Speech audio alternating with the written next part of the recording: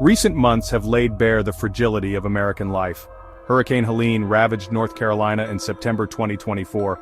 The Palisades Fire scorched Los Angeles in January 2025. These disasters left behind trails of destruction, displacement, and despair. They also exposed a chilling truth: America is failing to protect its own.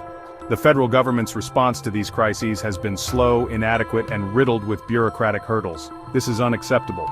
We need systemic changes to ensure the safety and well-being of all citizens in times of crisis. The images from North Carolina and Los Angeles are seared into our collective memory. Flooded homes, charred landscapes, and desperate faces tell a story of devastation and abandonment.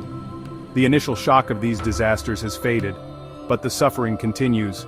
Thousands remain displaced, struggling to rebuild their lives amidst the wreckage. These recent events are not isolated incidents. They are part of a larger pattern of inadequate disaster response in the United States. From Hurricane Katrina to the California wildfires, we have seen time and again how systemic failures leave communities vulnerable and ill-prepared for the increasing frequency and intensity of natural disasters. The Federal Emergency Management Agency, or FEMA, is tasked with coordinating disaster relief efforts. Yet, its response to both Hurricane Helene and the Palisades Fire has been plagued by delays, confusion, and a lack of urgency. The agency's Temporary Sheltering Assistance Program, meant to provide temporary housing for displaced survivors, has been riddled with problems. In North Carolina, FEMA prematurely announced the end of TSA for hurricane survivors, leaving many facing eviction from hotels. Though extensions were granted after public outcry, the damage was done. The agency's communication failures, bureaucratic hurdles, and inconsistent application of rules have left survivors feeling abandoned and distrustful. The failures extend beyond FEMA.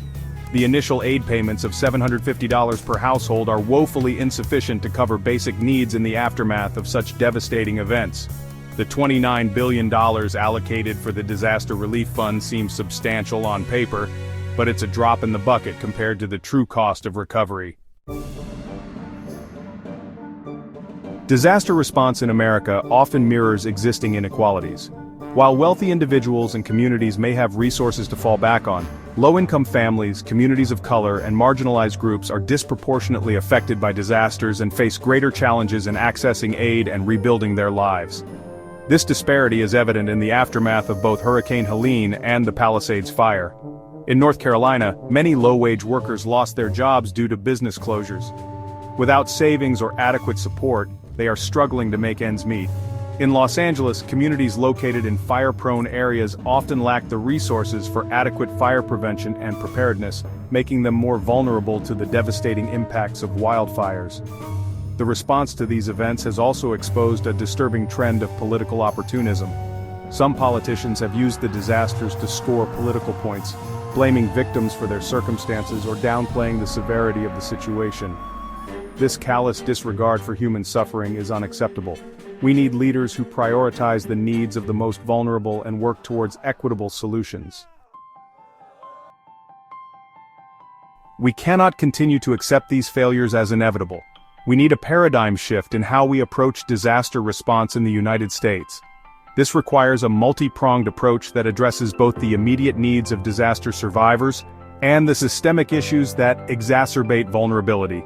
First, we need increased funding for disaster relief and preparedness. This includes bolstering FEMA's resources, expanding access to affordable housing, and investing in infrastructure improvements that mitigate the impacts of future disasters. Second, we need greater accountability and transparency from government agencies tasked with disaster response. This includes streamlining aid disbursement, improving communication with affected communities, and addressing the bureaucratic hurdles that prevent timely assistance.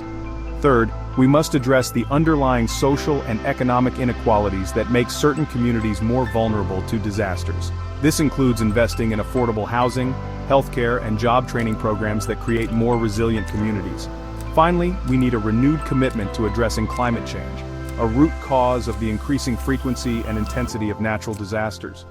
The road to recovery from these recent disasters will be long and arduous, but amidst the devastation, we see glimmers of hope. In North Carolina, the Helene Survivors Committee, formed by impacted residents, has emerged as a powerful voice. demanding accountability and advocating for the needs of those left behind. Their resilience and determination are a testament to the human spirit's ability to overcome adversity. Let us draw inspiration from their efforts and work together to build a future where disaster response is defined by dignity, power, and strength, not by neglect, indifference, and despair.